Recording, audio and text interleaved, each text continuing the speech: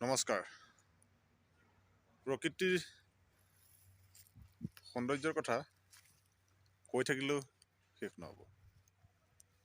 ইমান ধুনীয়া এখন গছনি, ৱাহ, হয়তো 100 বছৰৰ ওপৰত হোৱা এইবোৰ গছ,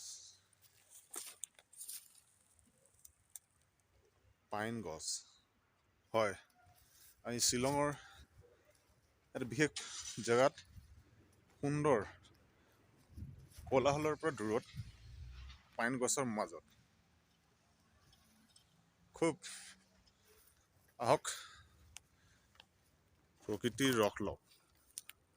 নিভাঁজ প্ৰকৃতিয়ে আপোনাৰ কাৰণে বহুত বস্তু এৰি থৈ গৈছে। কংক্ৰিটৰ মহানগৰী বা বিভিন্ন সমস্যাৰ মাজত জৰ্জৰিত হৈ আমি এই প্ৰকৃতিক পাহৰি যাব নালাগে। খুব